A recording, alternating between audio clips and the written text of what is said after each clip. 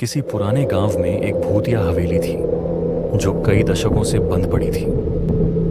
गांव वाले कहते थे कि हवेली में रात के समय अजीब अजीब आवाजें आती हैं और कभी-कभी वहां की खिड़कियों से डरावनी आंखें झांकती हैं।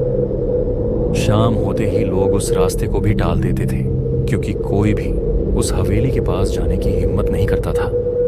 लेकिन एक दिन गांव में एक युवक अमन आया जो खौफनाक कहानियों का दिलचस्पी से अनुसरण करता था।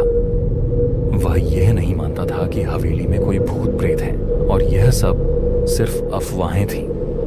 एक शाम उसने तय किया कि वह खुद हवेली में जाकर देखेगा ताकि यह रहस्य सुलझ सके।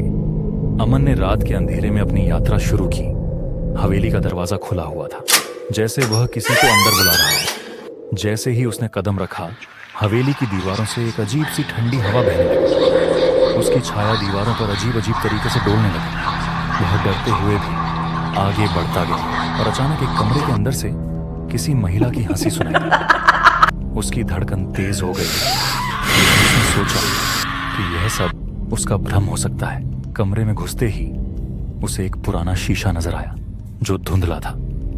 जैसे ही उसने उस शीशे में झांका, उसकी आंखों में एक अजीब सी परछाई दिखाई दी। फिर अचानक कमरे की लाइटें बंद हो गईं और हवेली में गहरी चुप्पी हो गई। अमन ने महसूस किया कि अब वह अकेला नहीं था।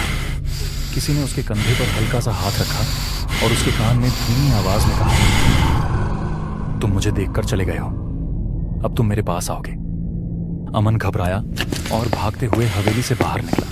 जब वह गांव लौटा तो उसका चेहरा पीला पड़ा था।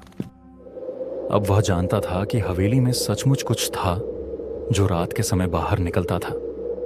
लेकिन अब उसके पास कोई जवाब नहीं था, केवल डर और एक रहस्यपूर्ण अनुभव। गांव वाले आज भी हवेली से डरते हैं और अमन अब कभी भी उस रास्ते से नहीं गुजरता।